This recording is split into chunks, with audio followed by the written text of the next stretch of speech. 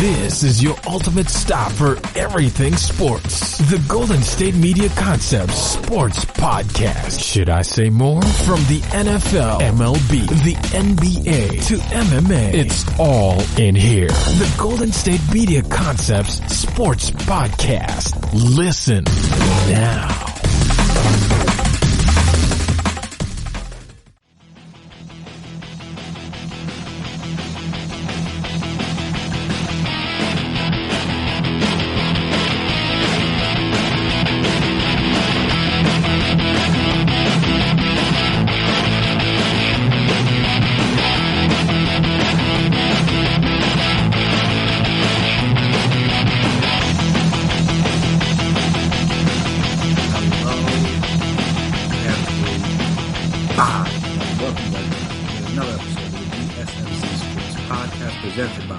GSMC Podcast Network. My name is Chris Blades, and before I get started today, I want to make sure I remind you guys, as always, if you haven't already, please subscribe to the podcast. Please make sure you never miss an episode. Please make sure you're top of when we drop all our latest stuff. Also, if you could please as well, give us a 5-star rating, write us a nice review. If you like what you've heard today, if you like what you hear, or if you like what you've heard on other episodes in the past, like I said, please give us a 5-star rating, write us a nice review. Very appreciated, very helpful, and I'll see what you guys like, what you dislike, the ways we can improve, all that fun stuff. And also, if you're on social media, we're on social media, so you can find us there. Twitter, Instagram, Facebook. We can talk, we can chat, we can debate, we can discuss. And I imagine Roger Goodell would not expect, now we are in early June 2020, I don't think he expected to still be talking about Colin Kaepernick. Though, I mean, technically he didn't, because I think it was a lawsuit, so they can't mention his name. Or he didn't mention his name, at least. But here we are. Obviously, as we've talked, well, as I've talked about on the last few podcasts, we know what's going on in the world. Everyone knows there's protests, there's riots, everything. Not even just like in this country, just literally everywhere. You see protests overseas in the UK, and I think there was one in like Germany. There's like, not that like those are the two most outlandish places to have protests, but like you get my point that it's like this is now become bigger than just a state story, like just a Minnesota story, even just a United States story. This has now become a global story, for better or for worse. And obviously, we know what caused that story is a recent case of police brutality against another unarmed black male. But again, it happens to more than just black males. Obviously, the Breonna Taylor situation was a black woman, so it's not just men. We need to make sure that we touch on everybody. But you guys get the point. Obviously, that is what caused this, and that was obviously what caused, well, not this instant, but this topic or this situation around police brutality in this country is what caused Colin Kaepernick to kneel back in, I believe it was 2016, 2017, around that time, and obviously continue to do so. And obviously, since then, players have spoken out. Now, some other guys have kneeled, some guys have raised a fist in the air, some guys have done nothing. Like it all depends on the people. But more so than that, he tried at least to bring to light an issue that obviously the black community knew about, but hadn't really, not that it hadn't been touched on, but it hadn't been accepted as an issue by everybody. And I feel like now it's like everybody, I don't know, like I said, I've talked to some people and trying to get understanding why this one in particular is the one that like people we think caused this much uproar, if you will. But it has, for the better, in my opinion. Like I said, the George Floyd video kind of sprung all the nationwide protests and riots and everything that's come over the last almost 2 weeks now since his death. And like I said, with that this issue that is, again, still plaguing this country is the reason why Colin Kaepernick protested. But back then, while some players did, it was, again, a little hit and miss for my own liking. But the league itself did not. Hence why he has a lawsuit, and hence why he hasn't played in a few years. And I feel like, and whether, we'll get into whether he was forced to or not in a second, but Roger Goodell, through the NFL's Twitter account, did issue an apology of sorts for that. Again, you can watch the whole video. It's from, I think it was from Friday. Yeah, 6/5 was, yeah, it was Friday. So this is from Friday, like Friday night, where this video got tweeted out. And the caption, or the tweet along with the video says, "We, the NFL, condemn racism and the systematic oppression of black people. We, the NFL, admit we were wrong for not listening to NFL players earlier, and encourage all to speak out and peacefully protest. We, the NFL, believe Black Lives Matter, #inspire change." And then it goes into, it's around like a 2-minute video of Roger Goodell talking about, a minute and a half video, of Roger Goodell, again, echoing those same sentiments. But with that now, like I said, the big thing is that they acknowledge that they were wrong, which is a big step for them. But how will it play out this year? If it in fact, or I guess not even, we'll get to that in the next segment. But the issue is does Roger Goodell, in my opinion, believe it? Again, the apology is what it is. Is it is it too little, too late? Yes. Should Colin Kaepernick still be in the league? Probably so. I believe so. Again, it's hard to say now that he's been out of the league for so long. But, I mean, especially last year where a lot of quarterbacks missed games. Or just even in recent years where a lot of quarterbacks have missed games. There have been people that have started that I feel fairly confident in that, in terms of believing that Colin Kaepernick is better than them. Now, whether he could be a full-time starter now is to be seen or to be determined, but I do think he at least could be a backup somewhere. Like, that doesn't seem like that hard. I mean, they took Matt Moore out of retirement for Kansas City. Not that he would have gone there, but again, my point was more so that they're taking guys out of retirement. They're pulling random guys off the street potentially, just signing them as backups, as opposed to, again, just signing a guy that has a proven track record. Though, in fairness to Colin Kaepernick, Cam Newton also doesn't have a job currently for different reasons, but he also doesn't have a job, and Cam is better than Colin Kaepernick, so gotta get Cam back in the league too. That's a separate debate and discussion. But so this apology, while great, and even though it didn't mention Cap's name, like I said, which is the unfortunate part of it, because I believe he has a lawsuit against the league still in court. He's fighting. I don't know exactly what the legal situation with that is, but I know a lot of people made note of the fact that he didn't mention his name in terms of, I guess, not just him, but the league itself, not listening to the NFL players in the past. And again, he wasn't the only one to speak out about this, but he was the, I don't want to say, I guess you could kind of say the face, because he was like the first guy to do it and then to speak about it. And then obviously people after him came, they protested in whatever way they felt was necessary, but there were more players that spoke out about it, and there are more players still speaking out about it. But it was just unfortunate he apologized to NFL players, but not the one guy that kind of got this ball rolling just for the NFL. So that was a little weird for most people, including myself. But again, if it's for legal reasons, alright, I get it. But like I said, the interesting aspect of this is if in fact it wasn't his doing. And by that I mean, because again, he did record it, so it's not like he didn't record the video, but there was a tweet. I'm trying to pull it up now for you. Where is it? Oh, okay. So this is okay, here we go. So this is from Jordan Rodriguez. She's a writer for The Athletic and the LA Rams. So I believe she was the first person to report this, but Front Office Sports or at Front Office Sports on Twitter tweeted out that the video released yesterday, because there was, before this Roger Goodell video, there was a video put out, again, I think I talked about it on Thursday, with the players, and they were all like talking about it, and there was a bunch of different guys in there, I think 14 or 15 guys from around the NFL talking about police brutality and talking about the issues and speaking out about it.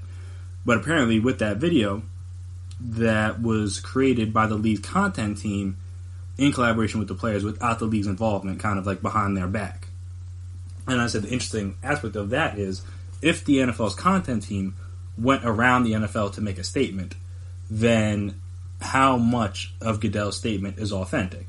And that's going to be important as we see how this plays out. Because again, I'll talk about in the next segment the kind of situation that not just the NFL, but all sports leagues will have on their hands when sports come back, as we've already seen with some sports that have come back. But yeah, I'm just saying, I thought that was a fascinating discovery, the fact that the NFL's own content team wasn't sure they were going to get the clearance from the top to do this video, and they put it out themselves. I did think it was funny when it came out that it would just tweet it through. The only thing was like Michael Thomas and Saquon and maybe one or two other guys tweeted out the video, but like the NFL didn't tweet it, and I was like, it seemed like an NFL statement, or at least a statement coming from NFL players, while the NFL's own Twitter account not put it out.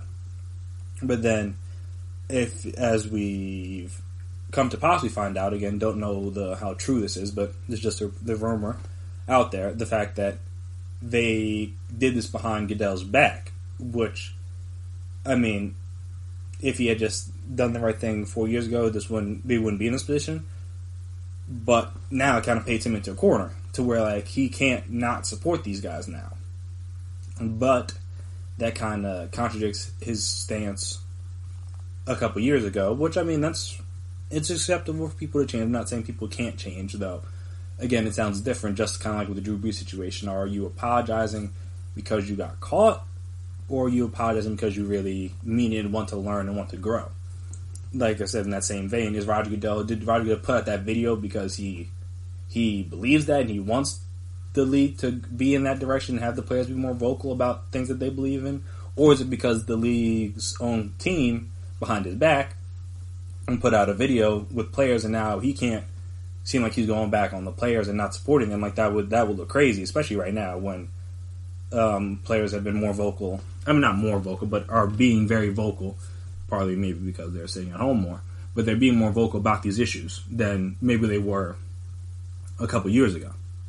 So, like I'm saying, like Goodell's apology, while it was cool and everything, again, it was just kind of weird because couldn't really mention his name or didn't really acknowledge anyone by name.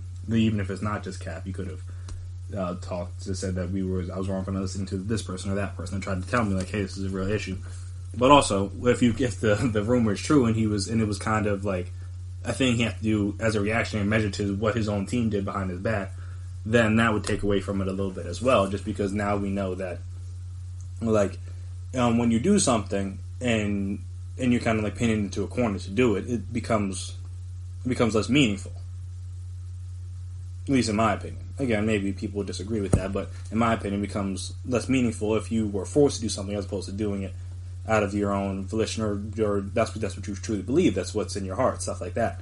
But yeah, so Goodell's kind of got himself caught up in an interesting situation, and like I said, it's not going to end anytime soon because, as we were talking about when I get back, NFL players have already started talking about protesting, and I mean, in Goodell's video, and even in the tweet, he kind of, sort of, indirectly gave them the okay to peacefully protest, which, i.e., kneel during the anthem. So just like, what will sports leagues do, or allow players to do, in order to protest, if they so choose? Again, not everyone's going to do that, but what would they allow these leagues to do? Especially they know, and whatever they do, there's a tweet coming from the president about it, because there's already been one. I mean, that'll probably clue you guys in on to how late I record these, but there's been a tweet from the president about the NFL statement, which again we'll touch on in the next segment. So stay right there.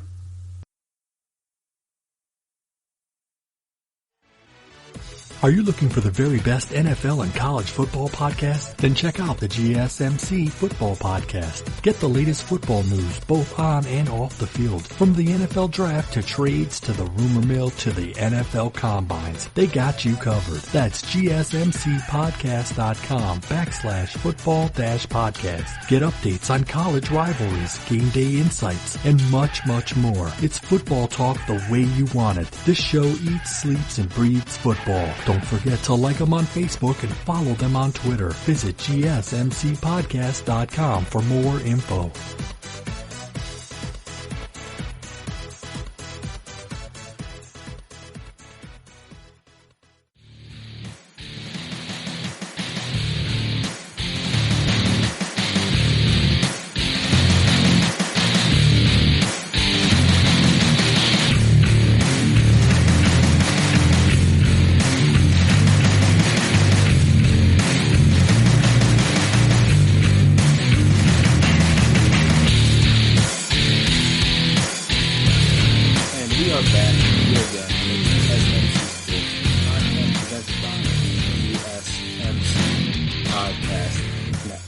So, players protesting.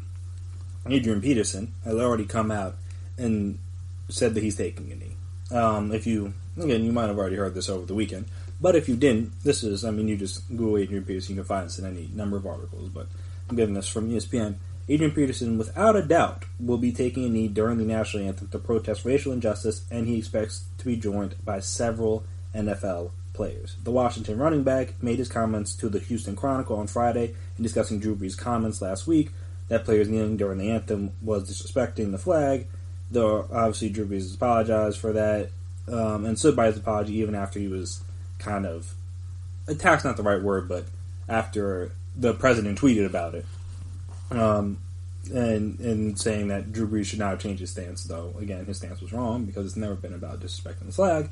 And, to a degree, then this is not to go off on a little tangent here, but to a degree, I believe the president knows that, but again, he's already kind of established who his base is and what his base believes, so publicly, he has to say whatever his base believes, and obviously his base believes the fact that of disrespecting the flag and stuff like that when you're kneeling during the anthem. Now, I'm not going to say the president doesn't believe that, but obviously in public he's always going to say he's never going to do anything or say anything that will go against what his base believes. That's why, again, his base is so strong, because he always says what they want to hear. Which, when you're the president, kind of got to play both sides a little bit, but he hasn't done that. So, hey, teach his own.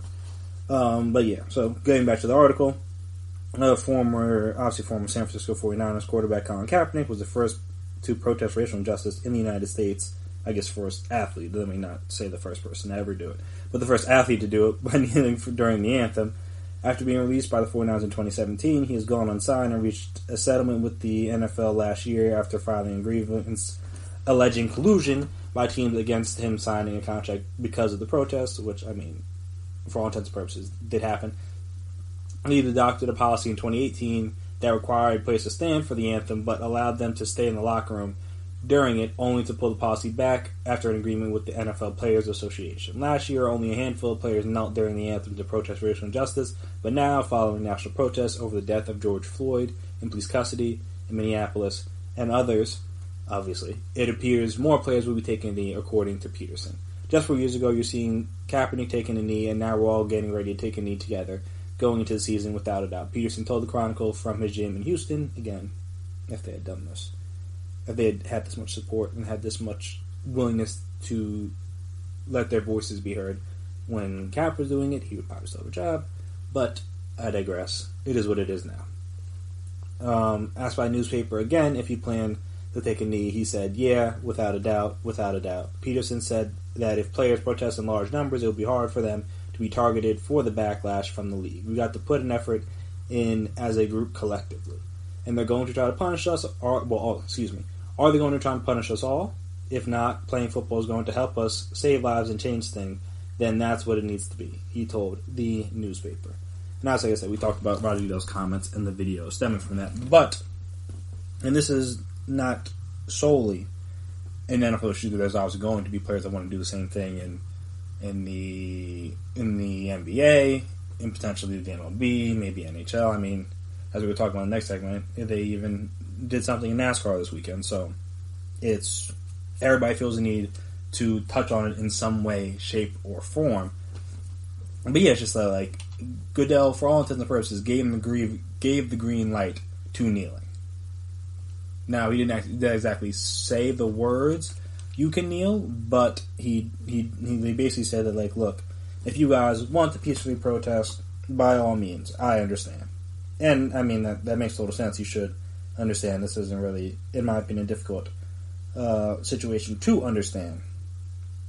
But with that, as we found out, or as we saw back a few years ago, the owners were not having it. And mainly that was because they were afraid of backlash, mainly in tweets, from the president. Now, it will be interesting to see not to say if, but when that happens, because I assume players are going to kneel. And when that does happen, and again, the president has already put out a tweet about the NFL and about Roger Goodell, basically saying that hey, are you guys going to allow these guys to kneel? Which, I mean, it sounds like they will. But it just looks funny in hindsight due to the fact that they were siding more so with him a few years ago, but now they're changing their stance, and that was kind of the issue with aligning with the president, is that if you ever change your stance, now it just looks funny in the light. So either you, and again, I'm not going to say you have to disagree with him on everything necessarily, though you should disagree with him on a lot of stuff. But there are certain things where there was a right and wrong, and if you side with the wrong side, now you try to come over to the right side, it's going to look crazy, and again, he's going to call you out for it. So it'll be interesting to see what the NFL does to protect their players from this, or even, I mean, not even just from the president, but from the owners. Because, like I said, I know Jerry Jones was very adamant about people standing for the anthem. I mean, a lot of owners, whether directly or indirectly, said that, like, hey, everybody's going to stand for the anthem. But like Adrian Peterson said, if a bunch of them do it, are they going to punish all of them? If all, I mean, I don't think all the Vikings will, but say like the entire Vikings team, because it happened in Minnesota, decides they're going to, at least for the first game, and then from there, it goes as it goes. But for the first game, they're going to all take a knee. What are they going to do? What's the owner going to do? Is going to cut everybody? No, it's not going to happen. Same thing with, Dak's on the franchise tag, and he's probably going to at least play on that, if not on a new contract. If he's already getting paid, and he was very against taking a knee a few years ago, so we'll see if that changed. But if he wants to, or Zeke, because Zeke was in the video, it would make sense that he would want to take a knee, or others. If they choose to take a knee, what's Jerry Jones going to do? Is he going to cut all the guys? And like I was saying, you come to a difficult situation because this is really what happened, or what could have happened years ago. And that's the one good thing, even though the NBA does have their own rules against kneeling during the anthem, and may or may not have blackballed a guy back in the day for trying to protest during the anthem. There's no, like I said, there's no rule against it. So you can't be like, hey, players can't do this if there's not a rule against it. And like I said, the issue was back then, when Kaepernick was doing, is that very few people were on his side, or willing to stand by him, I should say. Not that they weren't on his side and didn't believe what he believed. It was just that they weren't willing to stand on it. They were, well, I guess they, ironically, they were willing to stand on it in terms of they were willing to stand and like put their fist up or speak out in that regard, but not take the knee.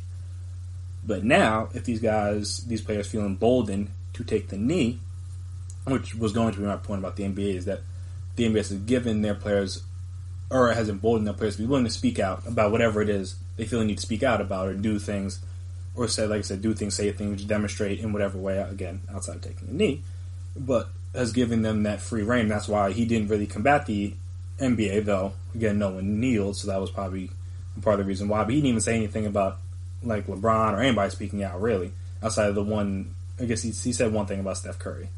But outside of that, I think that was a few, I forget exactly what he said, but he tweeted something about Steph Curry like some years ago. But outside of that, he doesn't really attack NBA players because he knows that they're willing and able to use their voices. And the NFL kind of has been shying away from that, but again, as stuff becomes more prevalent and starts to hit closer to home, these players feel like they need to speak out, which, again, not to say it's necessary, but I appreciate. So I'm saying with that, when it does happen, because it's going to happen, what do you do?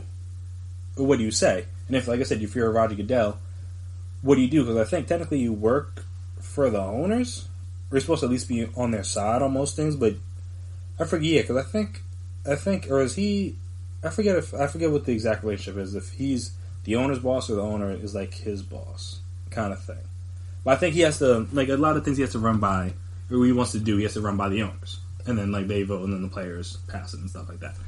So, yeah, so I'm saying, so if the owners are like, yeah, no, we're not having this, everybody got to stand.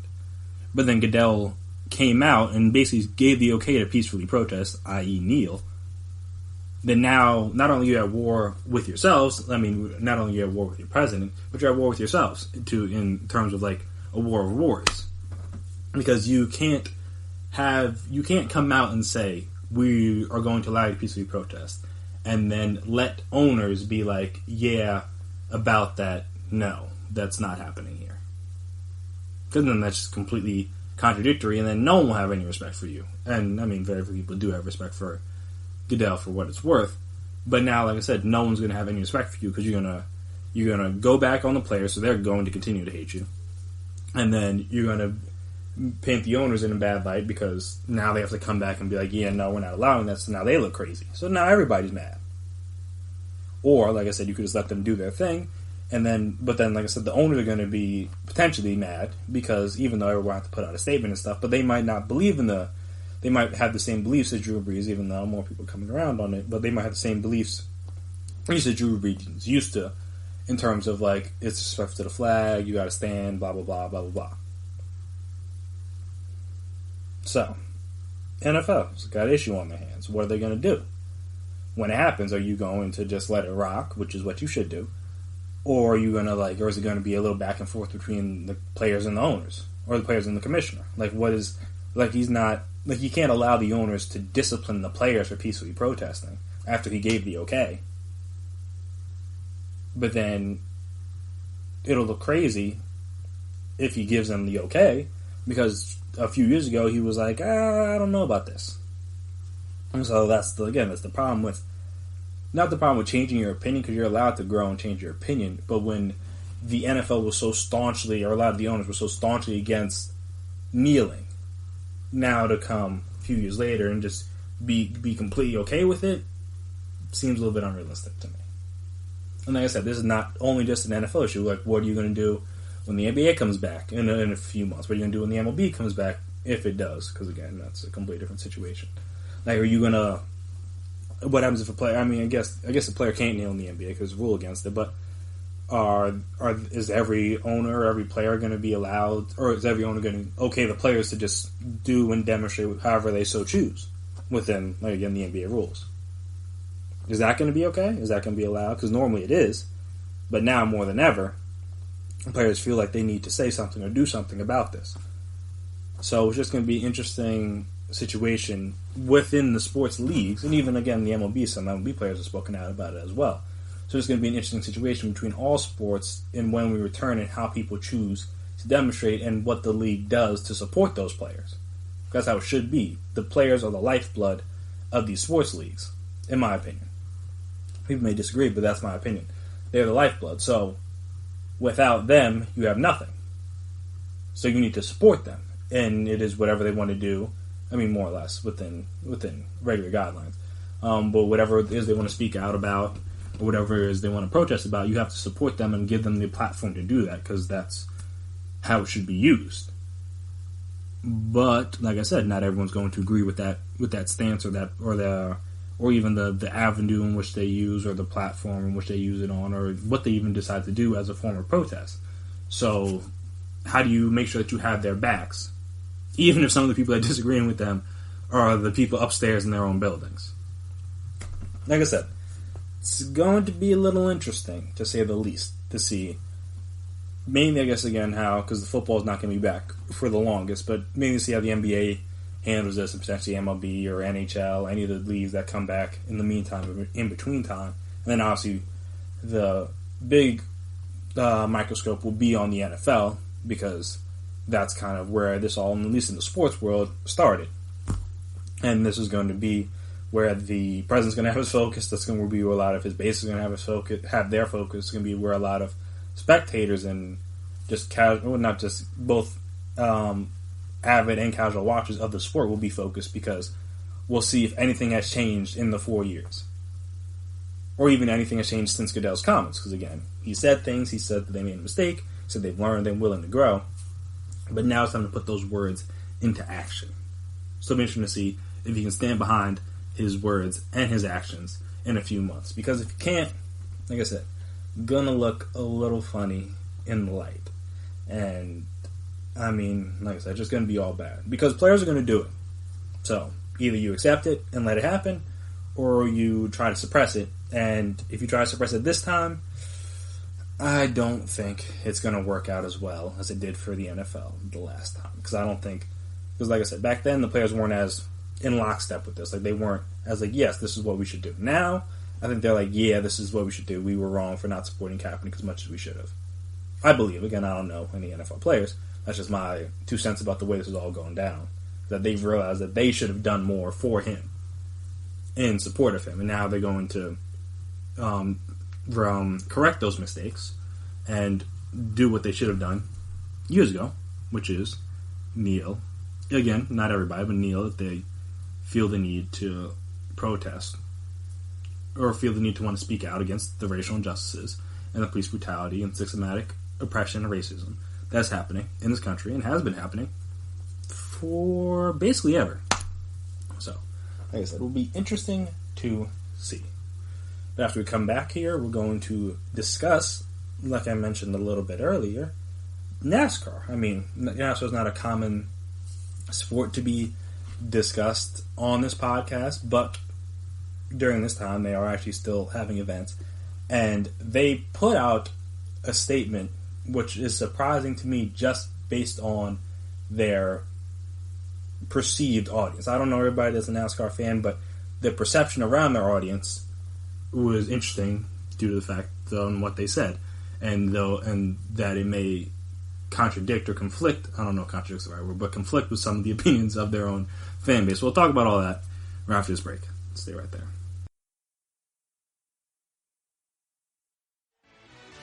Check out the show that's built on the MMA. From the UFC to extreme cage fighting, they got the fights covered. Check out the GSMC MMA podcast. Get the latest news on past or upcoming fights. Join us as we talk to and about some of the biggest names in the MMA, past, present, and future. When it's the fight game, there's just one show to check out. GSMCpodcast.com/MMA-podcast. Don't forget to like them on Facebook and follow them on Twitter. Visit GSMCpodcast.com for more info.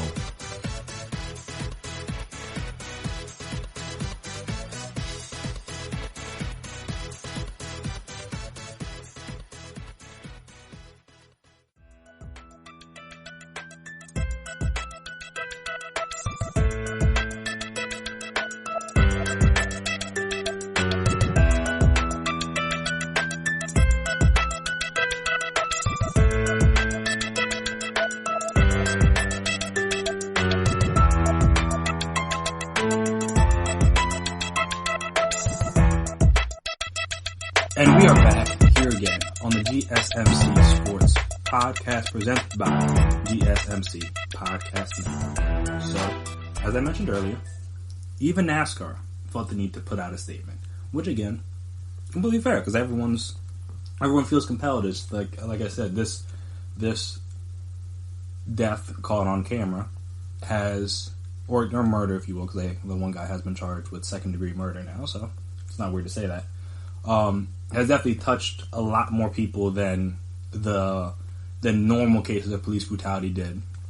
So with that, everyone feels the need to say something, and NASCAR is the latest league to make that, or echo that same sentiment. They vowed to do a better job addressing racial injustice. Obviously, they had their incident where I know what was the one guy just used the N-word, and they had the whole the one black driver that's in there, Bubba Wallace. Yes, Bubba Wallace. I know you have to speak out about that. So they already had their own situation with that, but obviously this is a different situation on a much larger scale.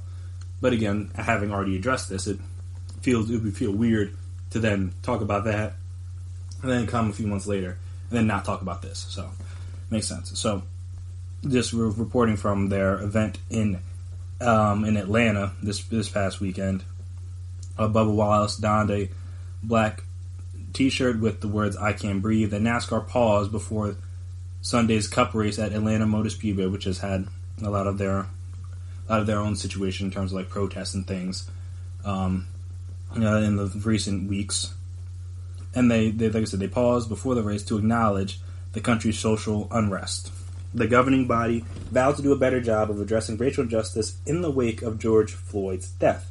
During the warm-up laps, the 40 cars pulled to a stop in front of the empty grandstands, because obviously, Rona's still going on. Don't forget about that, people. And shut off their engines so NASCAR President Steve Phelps, could deliver a message over their radio sets. "Thank you for your time," Phelps said. "Our country is in pain, and people are justifiably angry, demanding to be heard. The black community and all people of color have suffered in our country, and it has taken far too long for us to hear their demands for change, and our sport must do better. Our country must do better." A black NASCAR official took a knee along pit road, a gesture used by protesters in tribute to former NFL quarterback Colin Kaepernick, who we've talked about many times. All 40 crews stood on the wall in front of their pit boxes. The time is now to listen, to understand, and to stand against racism and racial injustice, Phelps said. We ask our drivers and all our fans to join us in this mission, to take a moment of reflection, to acknowledge that we must do better as a sport, and join us as we now pause and take a moment to listen. Wallace, the only black driver in NASCAR's top series, has been the sport's most outspoken voice since Floyd died. Makes sense. While in the custody, Floyd died while in the custody of Minneapolis police. Sorry, you know how I interject during the sentences sometimes. Sparking massive protests in all 50 states and around the world, demanding an end to law enforcement brutality against against people of color, excuse me. And as you can see, it's working. The city council is now talking about finding a way to disband the police department, which, again, may work, may not. But you see, protesting and riots work. And for those people that were like, oh, the riots, we need to be peaceful. Like, sometimes you do, but sometimes causing a scene will get people to pay attention to you a little bit more. I mean, you think about it, when babies need attention, they cry or they yell out or they do something, and then they get your attention. And then you do what it is they want for you to do. This is, again, a little bit on a much bigger scale, but in reality, it's really no different. Wallace's t-shirt carried Floyd's pleading words, while police officer Derek Chauvin pinned a knee on his neck for more than 8 minutes while he was handcuffed. Chauvin and 3 other officers have been fired and charged in the incident which followed the deaths of Breonna Taylor and Ahmaud Arbery, respectively. Protesters have cited all 3 victims in their demands for social justice. After Phelps spoke to the NASCAR drivers, they observed a 30-second moment of silence. Then, as the cars refired their engines and slowly pulled away for the green flag, the Fox broadcast cut to a video made by a number of Cup drivers, including Wallace and 7-time champion Jimmy Johnson, as well as retired star Dale Earnhardt Jr. Johnson said he was involved in putting together the video, and he reached out to other drivers. I was really proud of the drivers who got involved. Honestly proud of NASCAR and what they did, Johnson said after Sunday's race. I spent a long time listening, learning this week, and that message rang clear with many of my other driver friends. Several drivers also posted the video on their Twitter accounts, which you can find on like Bubba Wallace and various other guys' Twitter accounts, vowing to listen and learn from the protests that have rocked the nation. They vowed to no longer be silent and pledged to work together to make real change. Something has to change when you look at what happened in Minneapolis. It's just disgraceful to everyone, said Kevin Harvick, who won the race on Sunday. Just unbelievable to sit and watch these things happen. It's really confusing. It makes you confused and mad. Now we know we need to do what we need to do and where to start. With its roots in the South and one-time embrace of Confederate symbols, NASCAR has a checkered racial history. The organization has launched diversity programs, but still struggles to shake its reputation as a largely white sport. So that is why, to me, their message, or like I said, or the fact that they were willing to take a stand on this was very interesting. Because, as was mentioned, with their checkered history, even again as recently as this year. And just, like I said, the fan base that, I don't know, I don't follow NASCAR, though. I know some of the drivers, and I believe I think they had a video game on, like, PS2, way back in the day, that I think I was terrible at it, but that's neither here nor is it there. But yeah, so I know some of the drivers and stuff like that, but I'm not a fan. I don't know many people that are fans of the sport, but at least the perception around the sport and around their fan base is that it would be for people that would not really be supporting this movement. Which is why, again, it was very interesting to me that NASCAR, again, because all sports are speaking out, so it's not that crazy, but NASCAR chose to make such a, bold is not necessarily the right word, or such an important statement to a fan base that did not expect to be hearing that this weekend. And I think that's what's important, is that you need to be able to, with this and with any issue, it doesn't matter if it's this or whatever issue you may have. You can't just reach people, or you can't just have a conversation with people when it's comfortable. The people that aren't facing the issue need to be made uncomfortable about what is going on. And like I said, that's about any issue you may have that is currently plaguing the country or plaguing the world even. It doesn't really matter. Whatever it is that you're passionate about, you should be willing to speak about it and have difficult conversations and difficult discussions with people who may have differing opinions than you. I know I have this week. I know a lot of people have had conversations this week with people who may or may not have aligned completely on what it is that they believe, whether, again, no matter what side you're on this. Although, I mean, should all be on the side of police not harming civilians. But, again, to each his own. Like I said, I just thought that was very interesting to me. The fact that they were willing to do that, knowing potentially the backlash they could get from their own fan base. And they were willing and able enough to be like, hey, look, this is bigger than us right now. This is bigger than us. This is bigger than drivers. This is bigger than sport. This is bigger than even getting some backlash on Twitter or wherever. We need to speak about it. We need to talk about it, especially when we, as a league, have had our own issues with this. Again, not with police brutality, but with race. We've had issues with race within, like I said, within the company. So it was important, and I think it's a very big step for them to be willing to admit that on such a broad stage, not just like I said, not just to put out a statement and then allow different people to protest. To actually have Phelps, who, again, he is the president of NASCAR. So again, it's not exactly just anybody. This is one of the top guys for them. So that's why it's big. And also, like I said, to do it before their race while people are tuned in, and it's not like you can be there, so it's not like people can miss it. If you're tuned in to watch NASCAR right now, you can only do it from the comfort of your own home. It's not you could like ignore it somehow, and I guess maybe they could if they wanted to mute it or change the channel or whatever, I don't know. But it was like, it's in your face, and they're talking about it, and there's not really much you can do about it, and that's, in my opinion, how it should be with these kind of issues, because it is important to not make light of it. It is important to bring it to light. It is important to have these conversations. It's important to have these discussions. Again, not just with people who align with your views, but maybe sometimes with people that don't. Maybe people that don't understand it and don't see it or haven't seen it. Because again, if you're not white, it's very hard for you to believe, or maybe, I don't say believe, but to understand what is happening. And again, until really people started having this stuff be filmed and not just be filmed against black people, because again, this isn't the first death on camera of a black person at the hands of police. But then you're seeing during the protest, they're brutalizing anybody, white, black, man, women, child, it really doesn't matter. And I think that in and of itself has opened people's eyes. They realize like, whoa, okay, this is a problem that needs to be addressed. And it can't just be addressed by black people, or it can't just be addressed by the NFL, or it can't just be addressed by the NBA. It has to be addressed by everyone, because this is an American issue. Police brutality, as people who are on the non-Black Lives Matter side, I'll try to inject the whole All Lives Matter talking point, as they will like to point out, like, oh, black people aren't the only people that get killed by police, which is completely fair and completely reasonable. So there should be protests for them as much as there is protests about the black lives that are lost, because this is a countrywide issue.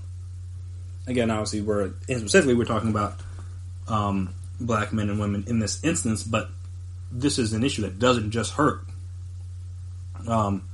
African Americans. This is an issue that hurts everybody, because, as you can see if you look at the numbers, the police have issues with everybody, and have issues with killing everybody. And that in and of itself is a problem. But again, there's layers to it, and obviously once we start to see them treat black people better, then it's safe to say they'll be treating everybody better, because black people a little bit low on the totem pole in this country, to say the least. But yeah, it was like I said, it was just, I actually didn't watch it live, but having heard about it, I felt like having heard about it and having talked about a lot of the other leagues, it would have been wrong for me not to mention NASCAR when they were the first sport in America I was really able to talk about this stuff and touch on it in a live event.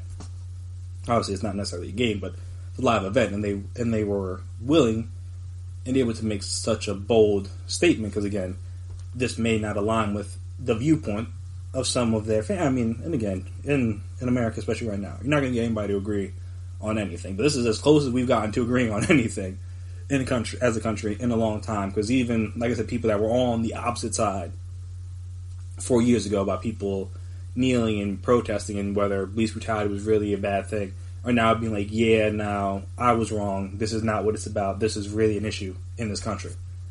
And like I said, you're never going to get everybody to completely agree, but you're seeing more people willing to admit, like, hey, this is an issue in this country that needs to be addressed. And like I said, I appreciate NASCAR being a part of that fight and being willing to speak about it. Again, this is a nice gesture, but you now have to put some actions behind those words, whether that means donating your money or like I said, some of their own racial issues, and that means having more black high-ranking officials or having more black members on the pit crews or having more black drivers, whatever it is that will allow them to kind of shake their image of being a mainly southern white dominated sport. And like I said, I'll be interested to see how that goes, but at the very least they're willing to address their problem, and in order to fix the problem you have to be willing to address it. So shout out to NASCAR for doing that.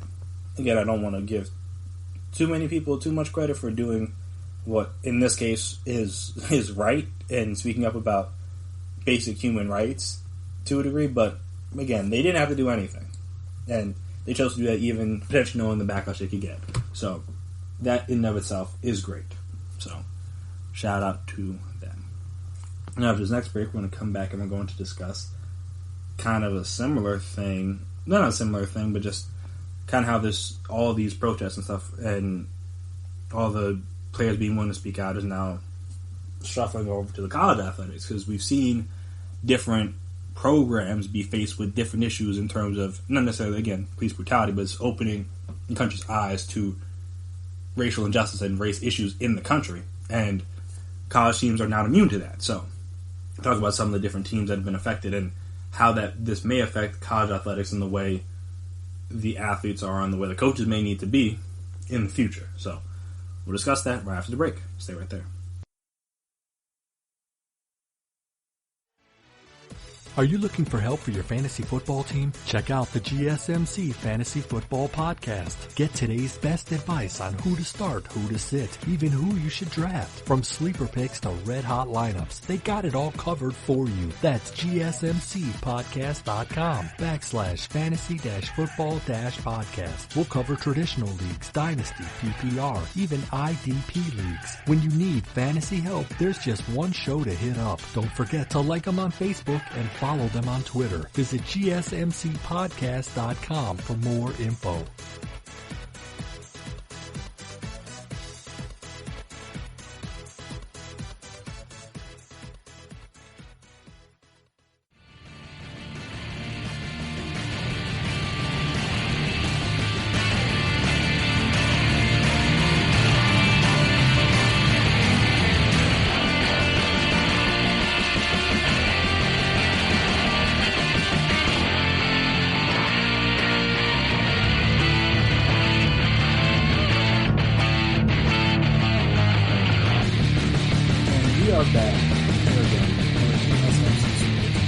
Podcast presented by GSMC Podcast Network. So, we talked about a while ago players like Trevor Lawrence being willing to speak out, and other players too being willing to speak out about what's happening around the country in terms of like the police brutality and racial injustice, systematic oppression, racism, all that stuff. But now they're starting to get a little emboldened, and they're willing to speak out about what is happening on their own campuses, which could spell a bigger issue for college athletics. So, I mean, there's been a few incidents, I should say, over this last week or so. The first one, I don't know if it was necessarily the first one, but the first one that I heard about was the one with the Clemson player, or the Clemson coach, that apparently said the N-word, though he wasn't saying it about someone or to someone. He was reportedly relaying a message, or not relaying a message, just repeating something that he heard, I should say. Still said it. He's not black, so It's ixnay on the word say. White people, don't use the word. Take it from me. Whether you believe me or not is your prerogative, but I would suggest you don't use it just because you don't know who you might end up saying it around and what might end up happening to you. But this coach said it, and it was brought to light that from two players or former players of the program, they said that he said it, and then they also kind of discussed that and also some of the issues going on around the country in terms of like mainly just related them back to his faith. But if I remember correctly, with that, the players kind of stated that he was never really forced to issue a formal apology to the team, which is an interesting thing to me because when something like that happens normally, you should address the whole team. I mean, if a player messed up or did something wrong or messed up during a game or whatever, you wouldn't just pull him to the side on practice field and be like, hey, this is what you did wrong, blah, blah, blah. You have a film session and you're just like, hey, this is, you messed up, and they have it in front of you, like the whole defense, bench, even the whole team, depending on how they choose to watch their film. Normally, at least, but I guess it would assume in college you split up offense, defense. As you choose to watch film, or even at least in your position group room, you would mention it's not like you bring that person on one-on-one. And same thing if there was some discipline issues or there was something that happened on campus or at the school or something, you would address the whole team. So it's interesting to me that if this is true that he didn't address the whole team, then that is definitely funny to your boy. But they're not the only program. Iowa just had to fire their strength and conditioning coach, who apparently was the highest paid strength and conditioning coach in the country. Did not know that. But yeah, longtime strength and conditioning coach with the University of Iowa football program has been placed on administrative leave. The team confirmed Saturday after a number of former black players recounted racial disparities. Head coach Kirk Ferentz, I believe is how you pronounce it, might have pronounced that wrong, said in a recorded message Saturday that was on the Hawkeye football Twitter page that assistant coach Chris Doyle had been placed on administrative leave effective immediately while independent review took place. Calling a defining moment for the Iowa football program, Ferentz also announced the creation of an advisory committee that will be led by former Iowa player James Daniels, who's currently with the Chicago Bears. Daniels started the discussion about disparities with a tweet Saturday. There are too many racial disparities in the Iowa football program. Black players have been treated unfairly for far too long. He wrote, a number of former players have responded with their own experiences. I remember whenever walking into the facility, it would be difficult for black players to walk around the facility and be themselves, tweeted Amani Hooker, who now plays for the Tennessee Titans. And I think I'm pretty sure if he didn't just get drafted this year, then he's no more than a second-year guy. Like he's very recent. So it's not like this is from years and years back. This is a very recent player, freshly out of the Iowa football program, tweeting this. So that's again not a good look. As if the way you grew up was the wrong way, or wasn't accepted, and that you would be judged by that, and it would impact playing time. Hooker continued to say. Responding, Ferentz said he had seen some difficult and heartbreaking posts on social media in the previous 24 hours and had been reaching out to many players individually to hear more about their experiences. Ferentz said many of the discussions have centered on Doyle. Not a great look. I have spoken with him about his allegations posted on social media. He said they're troubling and have created a lasting impact on these players. He said a long-standing ban on players using social media was lifted Thursday so they could engage in the national conversation about injustice and racism. Crazy, but well, that's a completely separate point. These are painful times, Ferentz said. As a leader, you can learn a lot by listening, but at some point, you must take action. Doyle did not respond to this article, but obviously he's come back and defended himself now. This being on, he said in a statement Sunday he denied ever having crossed the line of unethical behavior or bias based upon race. There have been statements made about my behavior that are not true. Obviously getting placed on administrative leave. He's been with the program since '99, spanning France's entire tenure. As I said, he's the highest paid strength coach, earning $800,000 annually. Did not know that. again, before I started doing more research on this. But still, that's crazy. But again, it makes sense. I mean, some of those are boys. Big boys. So I get it. I have been asked to remain silent. This is more from Doyle. But that is impossible for me to do. There have been statements made about me, or about my behavior, that are not true. His statement read, I do not claim to be perfect. I've made mistakes, learned lessons, and like every American citizen can do better. At no time have I ever crossed the line of unethical behavior or bias based upon race. I do not make racist comments, and I do not tolerate people who do. And again, he goes on to say more. He tweeted out this statement on Sunday. So there is that, but also, again,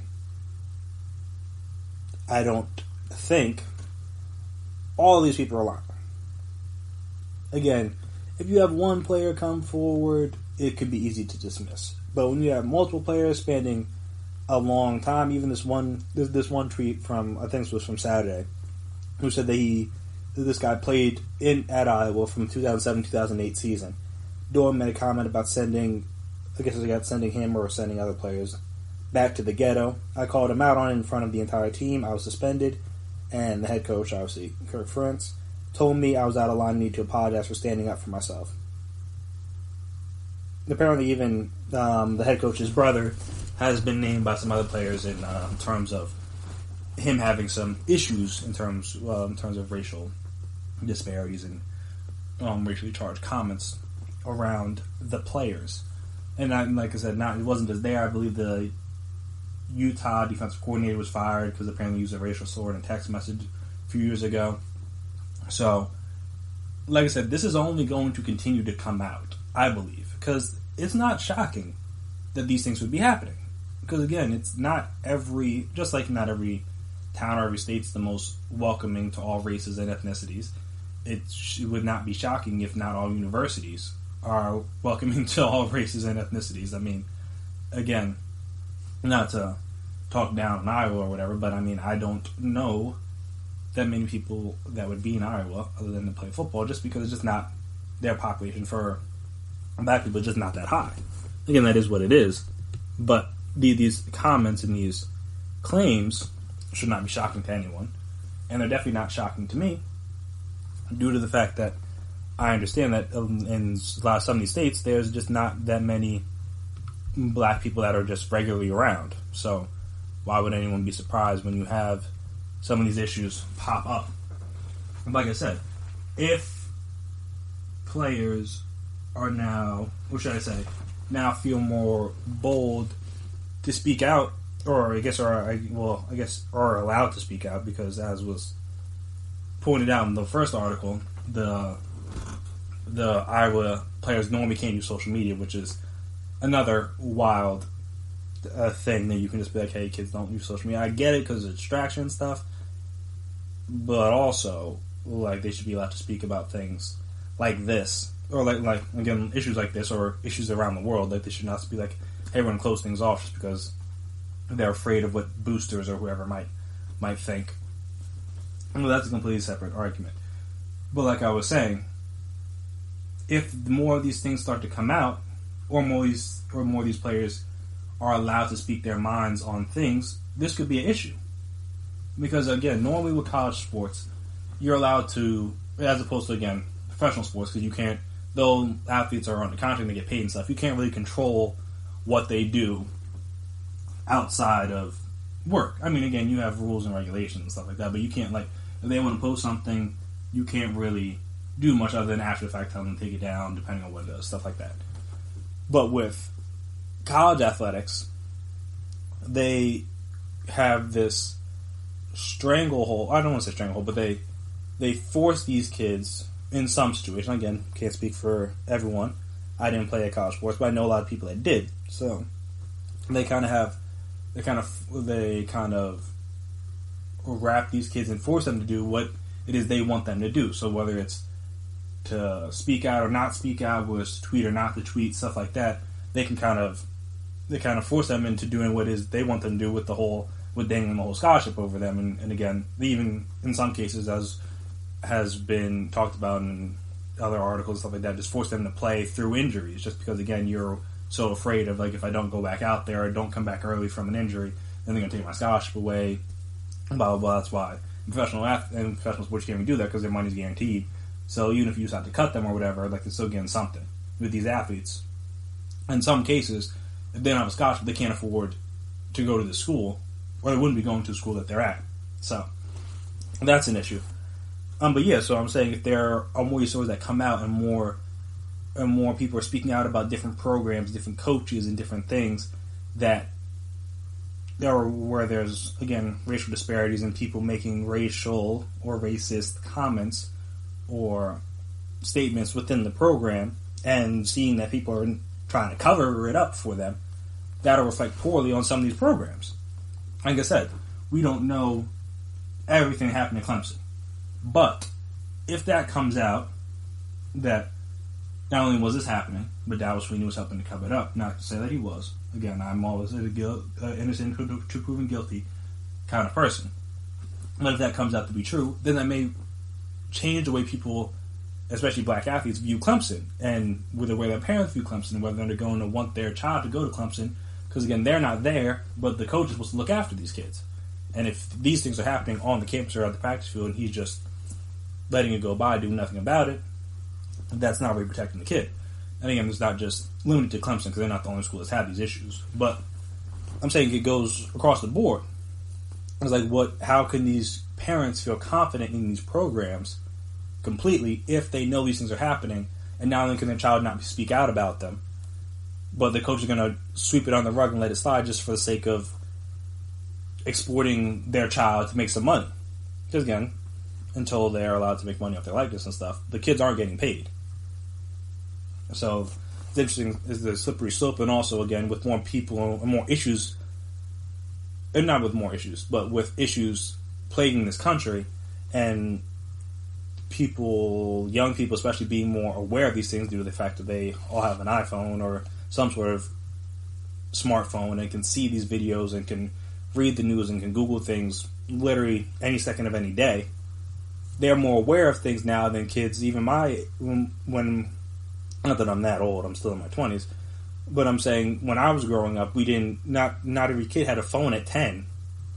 And again, the internet wasn't as, things on the internet weren't as readily available. So you just didn't know things like that unless someone told you or you saw it firsthand. I guess you saw it on the local news, your parents told you or whatever. Like, you weren't able to just, like, hey, be on social media and just see something that happened in Louisville, or see something happen in St. Louis, see something happen in Washington or Los Angeles while being in New Jersey or being in New York or being in Florida, or even, again, seeing things that are happening around the world. You just weren't privy to that information unless it was reported to you on the news. But now these kids can all see these things, so now they're more aware, and that's why they're more active and more willing to speak out about things that are going wrong in this country, because they grew up in a time when they know about these things and they're like, whoa, this isn't right. And I think that's a part of the reason why, like I said, there are recent increase in people being willing to speak out, just because, and I guess I'm saying people as in like non-black people willing to speak out about the issues of police brutality and different things that are going on in this country, because they can see them now. If you weren't around it, or you didn't know about it from someone that was around it, or you weren't seeing it on your local news, you just didn't know. And I know there's the quote going around, I think it was from Will Smith, that police brutality and like racism and stuff isn't new, it's just being filmed. And to it, and this paraphrasing, but like basically like the things that was already happening that people didn't know about is now being filmed. So like, whoa, okay, this is going on. And like I said, the same thing for these college kids. So now they're more aware, they're more opinionated, they're more active in terms of race issues and political stuff and stuff like that. And like, how do you not allow these kids to speak out? How do you suppress their voice when literally, like I said, with this situation, everyone's speaking out, everyone was forced to speak out? Like, it's, how do you go from that to being like, oh, okay, when it happens again, you guys can't say anything? Like I'm saying, and once you open that pair of doors back and let them speak about that stuff, how do they not speak out about what's going on their own campuses if something's happening? Again, let's say that stuff is happening on every campus, but it wouldn't shock me. Stuff's happening all over the country. why would college campuses be immune? Like I said, even if they're supposed to be a nice melting pot or whatever. Like even in states that should be a nice melting pot, there's still injustices. There's still discrimination. There's still systematic oppression and systematic racism. Because that's what the foundation of this country is built on. So it's going to happen. Like I said, if more stories come out, it's going to affect the way people view some of these big programs, which could have an effect on college sports. Because now maybe some of the Clemson commits don't go there, and they go to a different school. Or maybe even more of these black athletes go to HBCUs, as was talked about, or I saw floated around with some of the basketball prospects we were tweeting about. They're taking visits from at HBCUs, or historically black colleges and universities, if you didn't know. But yeah, they're taking visits to HBCUs, and they may consider going to HBCUs, stuff like that. And that would be an interesting development to college athletics if that happens. Again, there's no guarantee that it will or it won't, but it would be interesting development if more big-time college athletes were like, hey, I'm not going to go to this big program, I'll go to that big program because I know they're not going to support me the way that I need to be supported. And they take the talents to an HBCU and help build up those programs, build up those schools. Like I said, it'll be interesting to see, and this will all play out. This is not going to play out in the next... Well, it could play out in the coming days because more stories may come out. But that kind of... the players diverting from the big-time colleges that'll play out more so in the years and years to come. But yeah, it's just going to be interesting to see how more of these stories, or if more of these stories come out, and how they will continue to affect the college landscape. Because again, this isn't something new. This has been going on. This has been happening on campuses, high schools, universities, in the real world. Like, this isn't new to the country again. Just people are willing to speak out about it because everyone's speaking out about everything that's going on.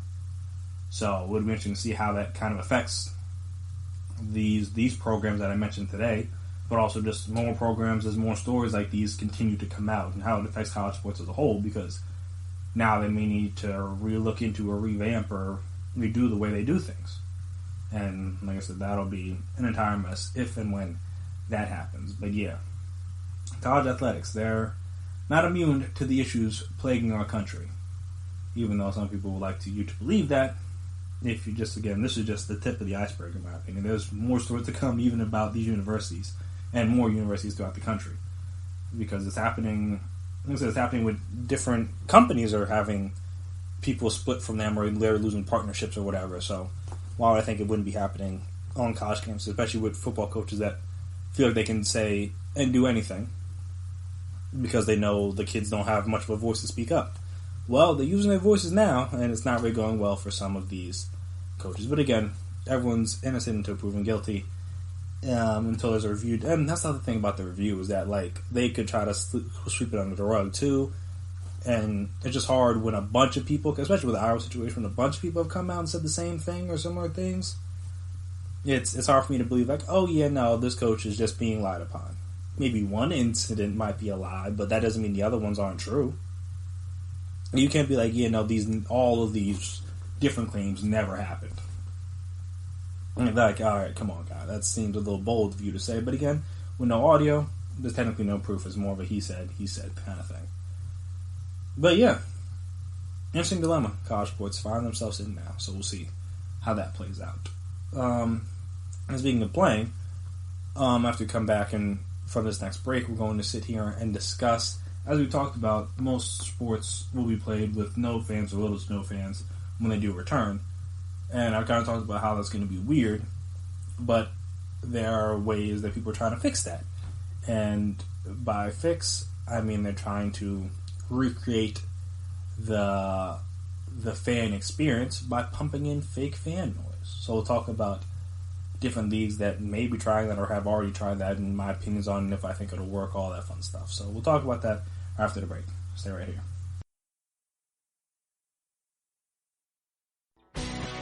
Are you looking to get your college football fix? Looking to get the latest news on your favorite school's team? The GSMC College Football Podcast is your ticket to all things college football. Join us as we talk college football from the national championship, the college rivalries, the bowl game, to the Heisman Trophy. To which conference is the best? We've got you covered for the Big Ten, SEC, Big 12, the Pac-12, ACC, and everything in between. Download the GSMC College Football Podcast on iTunes, Stitcher, SoundCloud, Google Play, or anywhere you find podcasts. Just type GSMC in the search bar.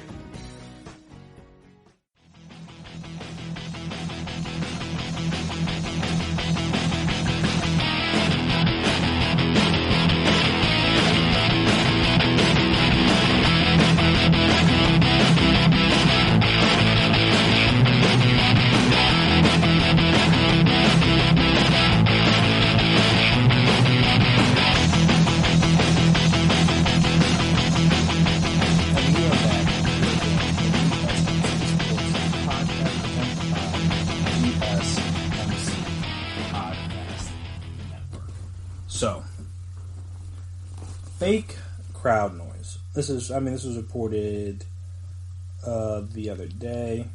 I think it was either earlier Sunday or maybe it was like, no, I don't think it was earlier Sunday. It was like Saturday or Friday. I think even as early as that, the story was talked about. This is from CBS Sports. As we've mentioned, the NBA appears to be back as both teams and both owners and players approved the 22-team proposal to return to play by the end of July. The games obviously will be different than we've been accustomed to watching, or players have been accustomed to playing. There will be social distancing, masks, and smaller non-NBA arenas. The most immediately noticeable difference, however, will likely be the lack of fans in the stands. International leagues have resumed play amid the COVID-19 pandemic. International leagues that's a key word there. Have resumed play amid the COVID-19 pandemic, have already tried various ways to stimulate a crowd. The German Bundesliga, for example, has experimented with adding fake crowd noise to the broadcast of its soccer matches. The Premier League will have a similar option for its fans watching at home. Others have been using cardboard cutouts or mannequins in place of fans, which that's more weird. Because again, the faces in the crowd aren't really the issue, just mainly the noise to me. Putting cardboard cutouts just to take up space literally just takes up space, in my opinion, but to his own. In South Korea, the soccer team FC Seoul made headlines in mid-May by mistakenly interspersing sex dolls throughout their stadium seats to cheer on the squads. Yeah, probably shouldn't do that either, but hey. But yeah, so now we get to what the NBA is going to do. While the league is considering using crowd noise from the popular video game NBA 2K to simulate fans during games in Orlando, according to Shams from The Athletic. He added that the league and the NBPA are still discussing creative options, and that would definitely be weird. I know the Falcons, I think it was as recently as 2016, got punished for doing this during games, though, again, different circumstances. But yeah, so fake crowd noise. And I saw a report on the 11 o'clock news that this in the New York area. There was this one guy who I guess was from over here, but is like a coach in South Korea now, and they were talking about like the fans and how there's no fans and stuff like that. And they said that they try to pump and cheer. They like flash the lights. They like do a bunch of other things, like when like home runs or different things happen, and try to simulate like if it is a real game. But obviously, not to say it's not a real game, but like it's different. So they try to make it as normal as you possibly can, which is obviously difficult. But with that, like I said, fake crowd noise. I honestly believe that will be just as bad, if not worse, than no crowd noise. Just because it's like the crowd noise on video games especially is not that it's not authentic crowd noise. But it's like, it's different. It's just like a normal, like, it's just like a, like, it's not like, when fans cheer, like, there's like a roar, but like, they're yelling, like, you can hear them audibly yelling stuff. Like, whether it's like chants, not that they don't do chants on 2K and stuff like that, but it's like, they're doing chants, they're screaming at players, which I think is a different, slippery slope, but again, they're screaming at players, they're screaming about players, they're, like I said, they can, and then the things can be louder or softer, depending on what's happening. Generally speaking, crowd noise in video games is basically relatively static, depending on if you adjust the volume of the crowd noise. It's not like it's going to be louder, like extremely loud at one point, and then like a little bit softer at a lower point, stuff like that. Like, it's generally, if there's going to be crowd noise, from my recollection from playing sports games, again, please tell me if I'm wrong about this, but the way I remember playing when I played like Madden or 2K or different sports games, is that like it's not like is that much, the crowd noise isn't that much different. Also, it's like not like that loud, which there's still stuff you can hear, but it's not like anything crazy. I'm saying they have to pump that stuff in there pretty loud.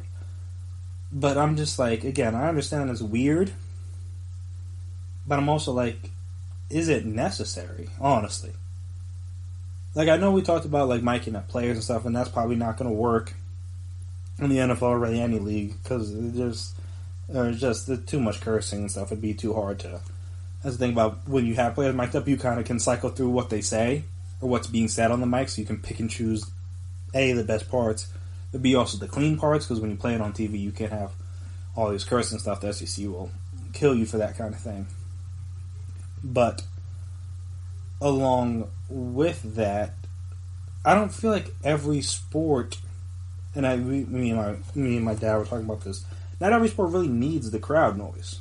Again, it's cool, and you can, as I've discussed, you can definitely see that it has an impact, and it could have an impact. Or the lack thereof could have an impact, because again, the lack of a home field advantage, the lack of, again, when things are going well for your team, you get, like, again, you can kind of feed off that energy, and same thing with things going bad, you can kind of feel like an avalanche of energy with the opposing fans kind of piling on when things are going from bad to worse for your team. But yeah, it's just baseball, I get, you need some sort of noise, because outside the crack of the bat and the gloves and stuff, and I guess the players cheer from the dugout, there's not really a whole lot of noise that happens with the fans. There's a lot, again, a lot of downtime, there's a lot of quiet, so that'll be awkward when that happens. But like, when we're talking about basketball, there's bouncing the ball, there's constant running back and forth, there's constant squeaking, there's constant calling things out, there's refs have very loud whistles and stuff like that. So there's going to be noise throughout the game. It's still going to be weird, and I understand the aspect of having more noise, but like, it's like, do you need fake noise? There's already going to be stuff, like you can hear stuff, like with when you're watching baseball on TV, like you can't really hear anything outside the announcers because no one's that close enough to the mic to be able to get picked up yelling really outside of, I guess, people yelling from the dugout, or I guess banging from the dugout if you're the Astros. And no offense to Astros fans, but come on, you know what I'm talking about. And like the fans cheering or jeering or booing or whatever. So I understand why from there. But basketball's a little different. Even football's a little bit different because you have, again, the lack of home field advantage would definitely be weird, especially for the defense, because they kind of are able to get an edge by it being loud, especially on third downs, and teams having trouble audibling, or teams not being able to hit a snap count so that their tackles false start, or things like that. And that's, again, with no fans, not going to happen. So that'll be interesting to see how that plays out, and even if there is a season, because who knows at this point. People still catching the Rona. It's going to be interesting if this even goes down.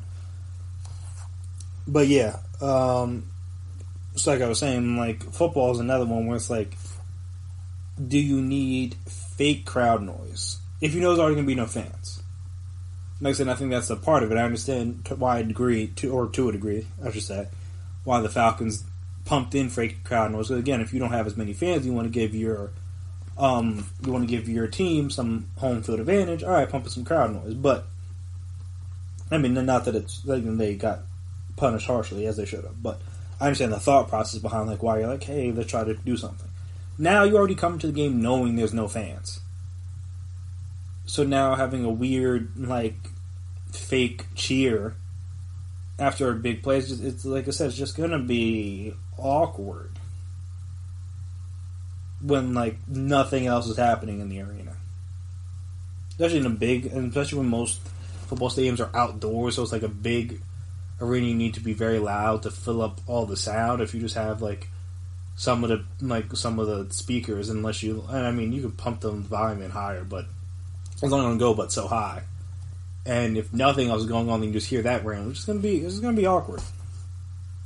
It's just going to be awkward. And I mean, all this is going to be awkward. That's kind of the situation with this, is that nothing is normal. Nothing is going to be right. Nothing's going to seem right. Everything's going to seem a little odd, at least for the time being with this stuff. And that's the unfortunate part of it, is that, like I said, nothing is really going to be all that normal for the time being with sports. And something we have to accept, and I feel like the players have accepted that. They're just willing to get back out there and play. But with that, they have to be willing to accept that things are going to be different. And as much as I appreciate people trying to figure out ways to fix things, I don't think fake crowd noise is the answer. Now, maybe it'll work, maybe it won't, but it does that fake crowd noise, like, especially if it's from a video game, no, just let it be, like, relatively silent. With just, like I said, just the players providing most of the sound.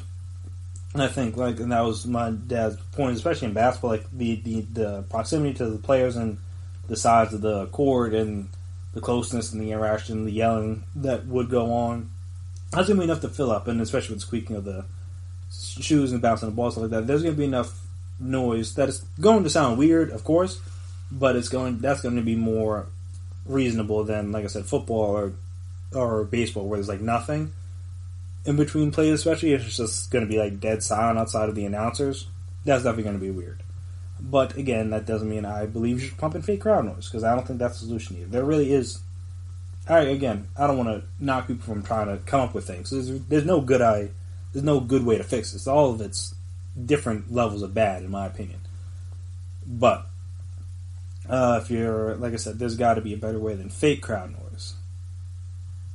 Miking up players is I would do that before I do go with the fake crowd noise. At least let me hear what the players are saying. That's more interesting than having a random cheer, a random do you fence, like, channel, like, third down, or, like, in a big possession or something. It's just like, That's the other thing. At least in the NBA, they have, like, PA, like, they play music, and they have, like, PA guys that do chants. Again, it's going to be different, but it's not like there's going to be no noise. With a lot of NFL stadiums, I mean, some colleges, they do the music and stuff like that. Maybe they still do it at professional games. I haven't been to a professional game.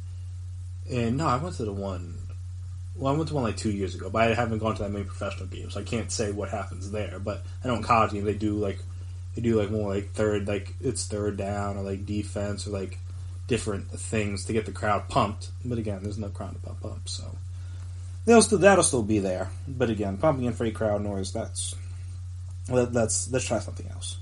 Don't know what, but let's try something else, at least in my opinion. But yes, after we come back from this last break, we're going to discuss, in the NFL, players with some big shoes to fill coming up this next season. So we'll talk about that right after the break. Stay right there. Check out the show built around the women of MMA. From the UFC, Invicta FC, Bellator, and one championship. We got the fights covered. It's the Golden State Media Concepts Women's MMA Podcast. The latest news of upcoming fights, discussions of previous matches. Join us as we talk to and about the biggest names in women's mixed martial arts. Past, present, and future. When it's the women's fight game, you know where to listen to the Golden State Media Concepts Women's MMA Podcast.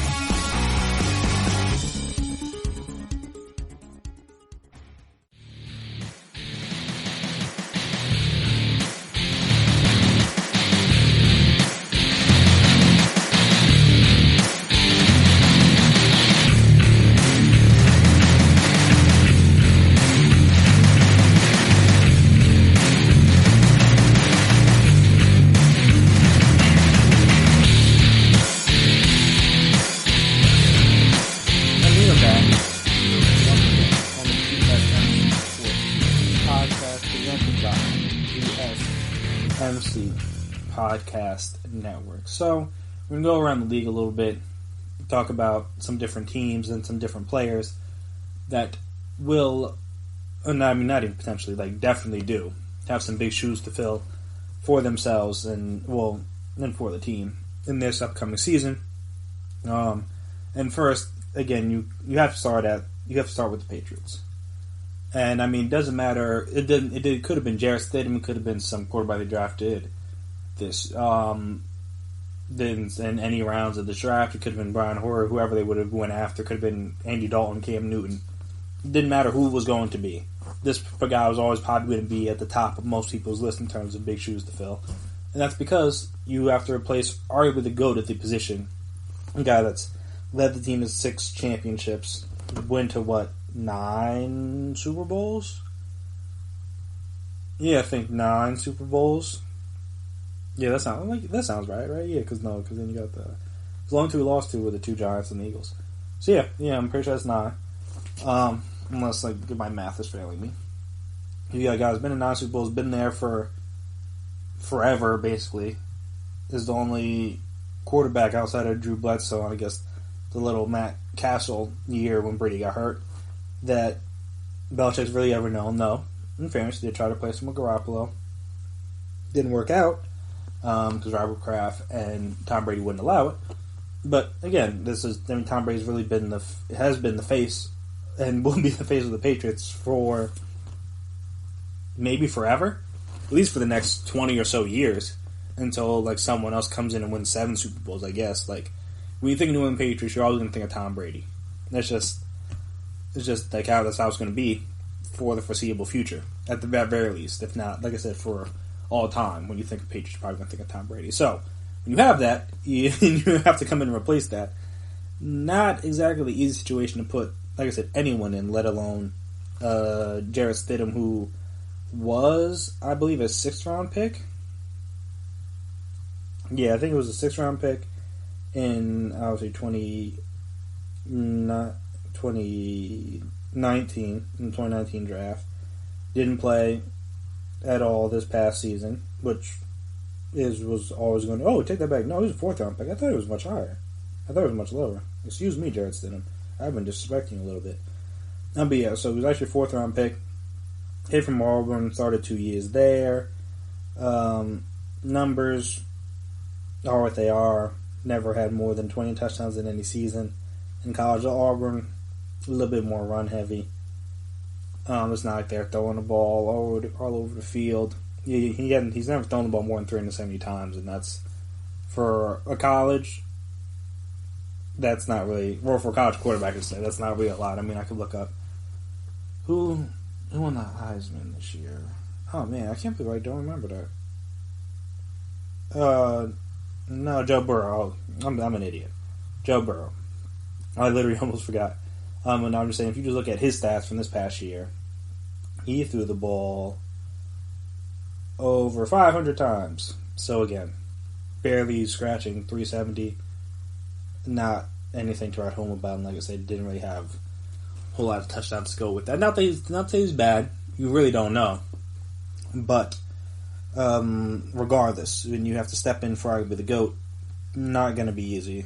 And like I said, it didn't matter who was going to be that guy. But if it's Jarrett Stidham, hey, go out and prove to people why you deserve to be their starting quarterback for the future. Because if not, and if you stink it up, they'll draft somebody in the 1st round next year. So, I mean, hey, no pressure, kid. So yeah, you got that. Then I think Number 2 is probably where it gets a little... When 2 and down is a little bit more tricky, at least in my opinion. Number 1 was always going to be Jarrett Stidham. But number 2, I'm going to go with Brandon Cooks / Will Fuller / the other receivers, QT.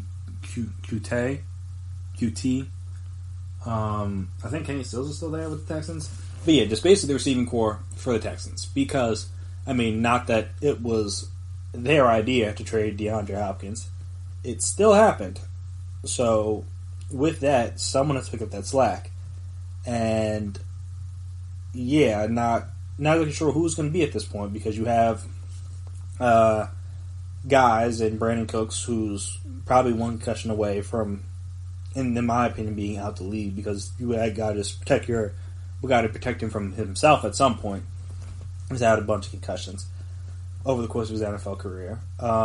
Will Fuller has struggled to stay on the field for most of his career. At least Brandon Cooks started out his career healthy, and then obviously he's been failed by the concussions. But for his few years, he, like I said, his first few seasons he was playing like 16 games.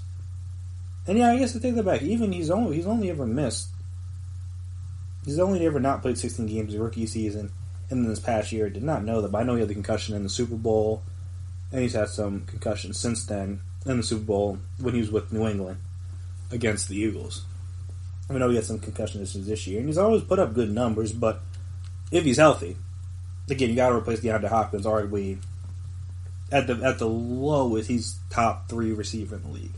And that's at the very low, as we talked about in the previous episode of the podcast. So you got to pick. Hayes got to try to help. You got to hope Will Fuller can stay healthy, which is no guarantee, because healthy has not really been his thing. He's never played more than 14 games in any season in his career. Never had more than 600 yards or 50 catches in his career in any season. So, like I said, you're asking a lot of guys that. And then, like, Kaep was, I know he was a little bit banged up last year. So you're dealing with guys who haven't really had to produce at that kind of level yet to now come in and place again a top 2, top 3 receiver in the league. Maybe even the best, depending on who you ask. So there's a lot to ask out of him. A lot to ask out of the Bill O'Brien. There's a lot to ask out of Deshaun Watson. Again, he's never not had a number 1. And maybe Brandon Cooks could be that number 1, but again, at least you knew DeAndre Hopkins was going to be out there every week. With these concussions, you never really know. With Cooks, it could be a little dicey, especially when you start getting into head injuries. Because that's the one. I mean, this always should have been, but especially now they're being a little bit more sensitive to. And like, hey, look, if you got something, they're not just going to let you go out there and play with it. So, like I said, they have to figure out a way to make things right, or figure out a way to produce or make up for those lost yards and touchdowns and catches and stuff, because, I mean, their go-to was DeAndre. So, when speaking of, like, I mean, I guess all these are replacements, but more shoes to fill unexpectedly, I could say, was Luke Kuechly. Obviously, his retire came very suddenly for the Panthers and for that organization and for Matt Rule. I don't think I mean, again, maybe he did. Maybe Luke Kuechly talked to him about this when he took the job. I would hope so, because I would be very depressed if I took the job and then found out that arguably the best player on my team, outside of Christian McCaffrey, or maybe even, I mean, you could argue that Luke Kuechly was better than Christian McCaffrey. Again, he's not playing.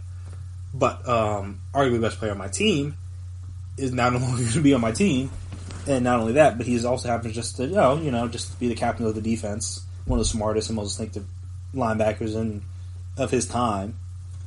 And that's, like I said, those aren't easy shoes to fill, especially when they didn't draft anybody in the draft at linebacker. They had a chance at Isaiah Simmons, passed on him. Hey, teach his own. Then they signed Tahir Whitehead from the Raiders, who's also been with the Lions, I believe. Before that, let me check that. I know he's been some other places.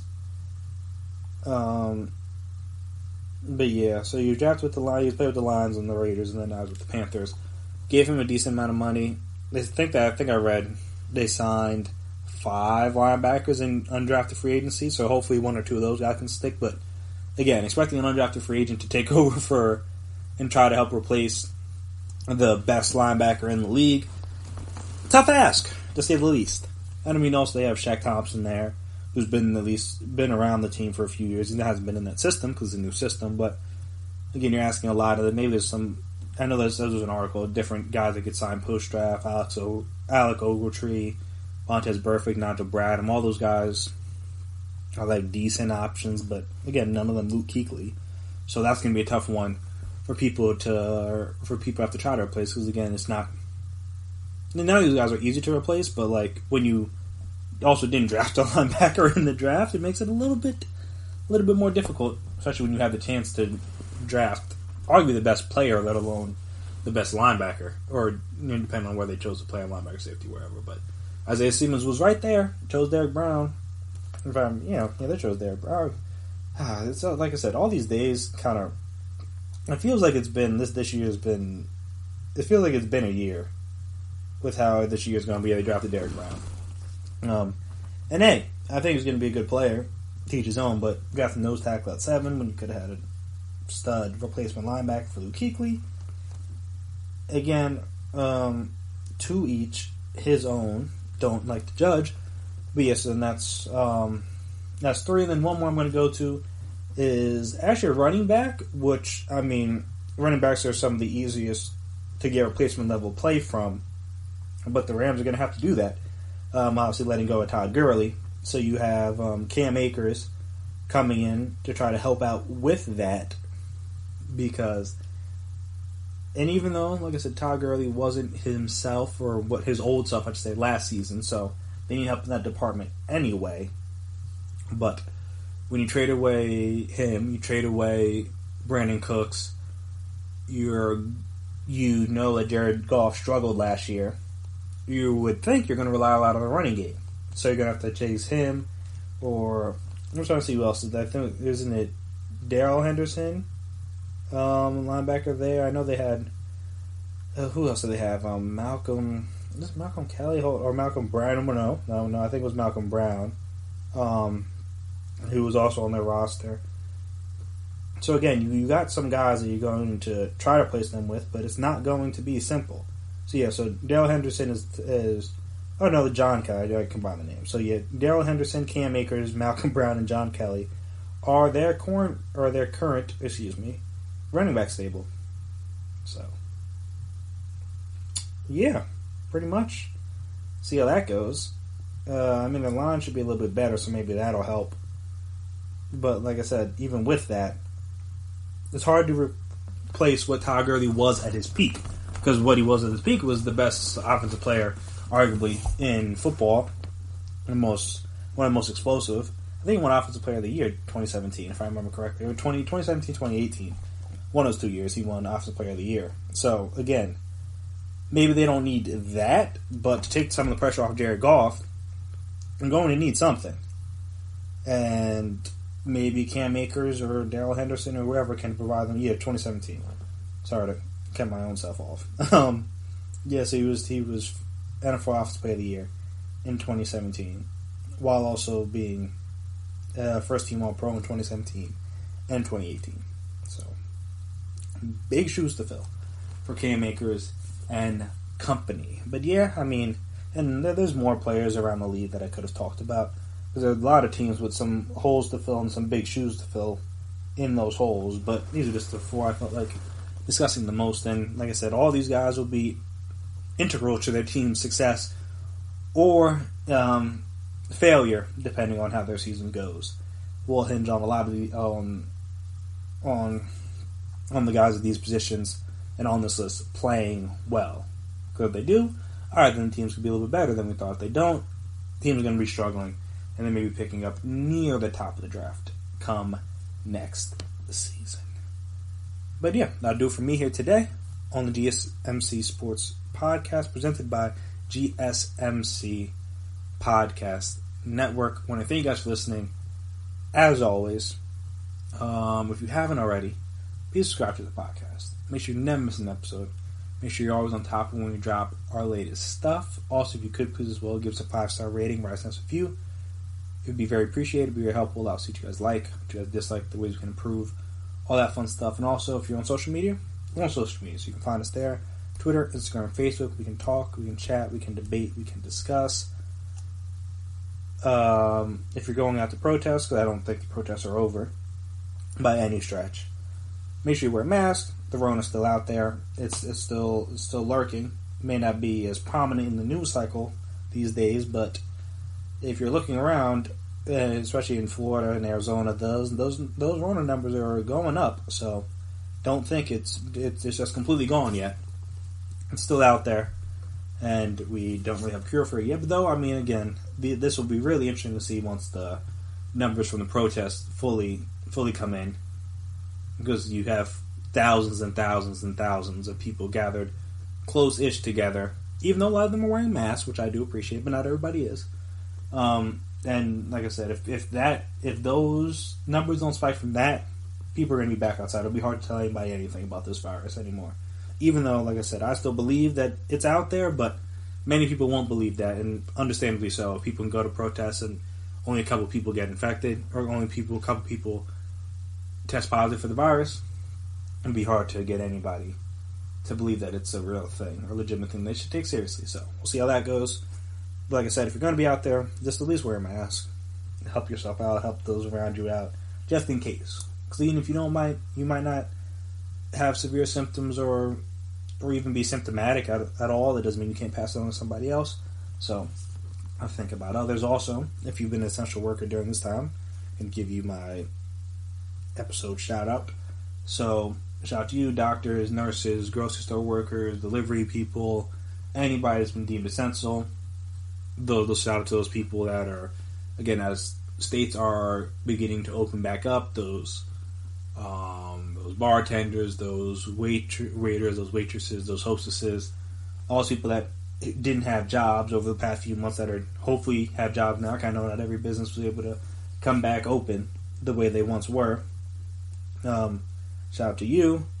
Hopefully you get some good tips. Tip your bartenders, tip your waitresses. If you're allowed to get a haircut, tip your barbers and hairstylists and nail people. Tip them. I can't. What's the? Is it like happily? I don't think happily is right. Well, you know what I mean. Give generously. Generously. That's what I was looking for. Tip them generously, because again, they haven't, unless they've been doing house calls, which, hey, teach his own. They haven't been able to work during this pandemic either. So, hey, just say they're doing something for you, helping you out. The least you could do is try to help them out on the back end. So, shout out to all you people there. But that'll do it for me. I've been Chris Blades. That has been my time. And until next time, peace out. You've been listening to the Golden State Media Concepts Sports Podcast, part of the Golden State Media Concepts Podcast Network. You can find this show and others like it at www.gsmcpodcast.com. Download our podcast on iTunes, Stitcher, SoundCloud, and Google Play. Just type in GSMC to find all the shows from the Golden State Media Concepts Podcast Network, from movies to music, from sports to entertainment, and even weird news. You can also follow us on Twitter and on Facebook. Thank you, and we hope you have enjoyed today's program.